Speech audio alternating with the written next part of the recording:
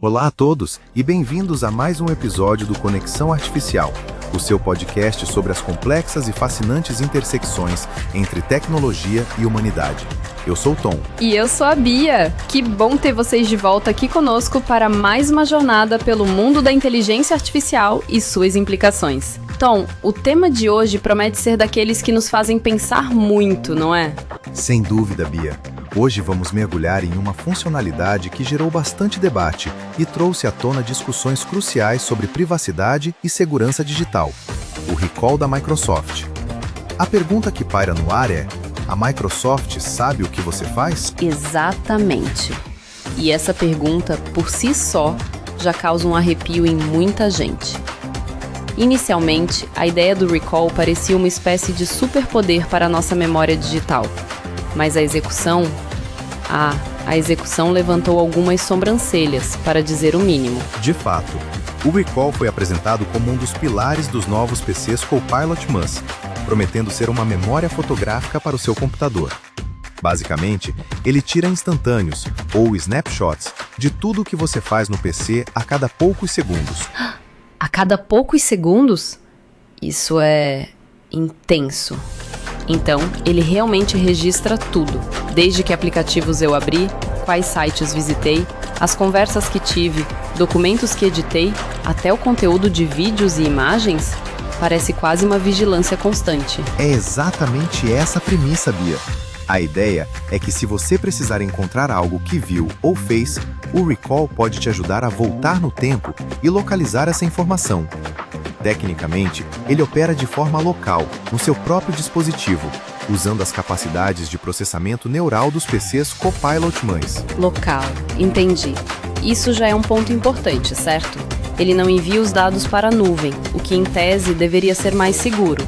Mas como ele faz para lembrar tudo e tornar isso pesquisável? Ele usa inteligência artificial e processamento de linguagem natural, o famoso NLP, para analisar o conteúdo desses instantâneos, indexando-os. Todos esses dados são armazenados em um banco de dados criptografado no seu disco rígido.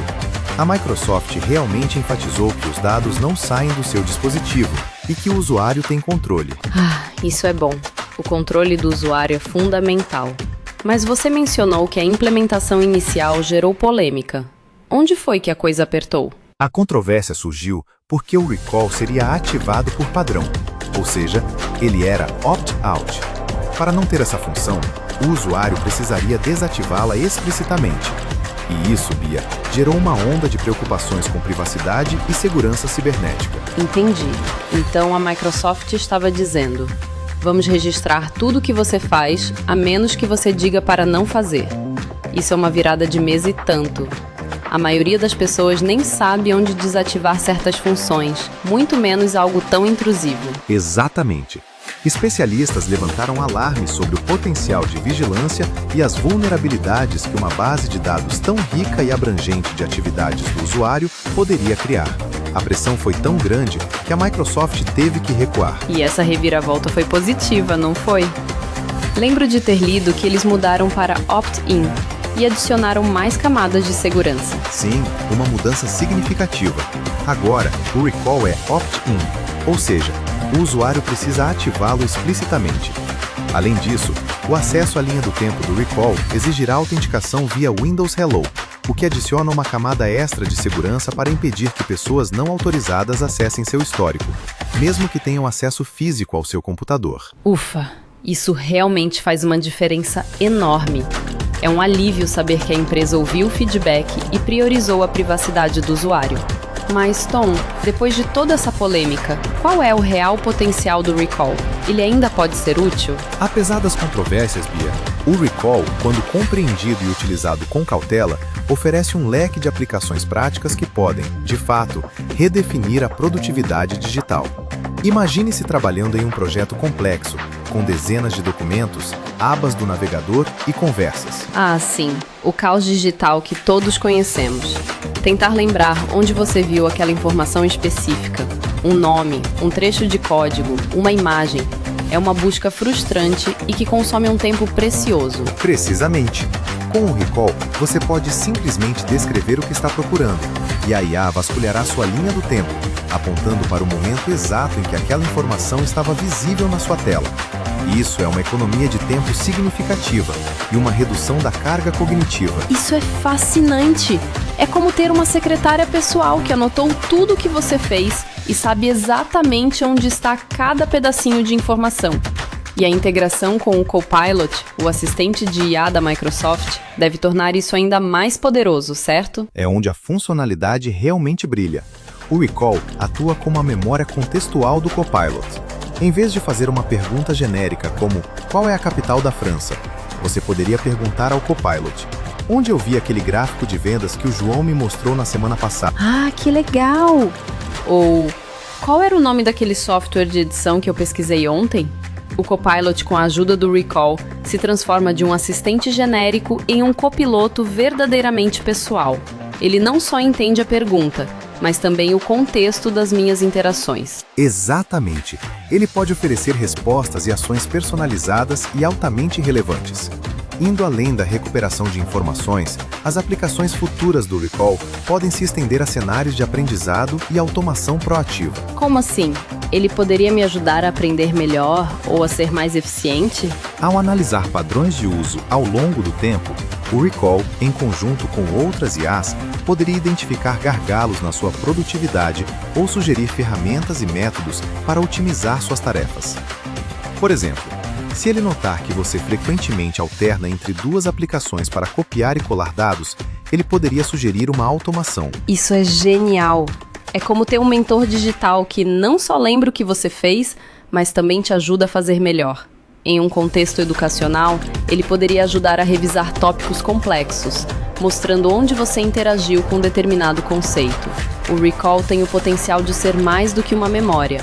Pode ser um catalisador para uma interação mais inteligente com o computador. É um potencial inegável, Bia. No entanto, a existência de uma funcionalidade como o Recall levanta questões profundas sobre privacidade e segurança em um mundo cada vez mais digitalizado.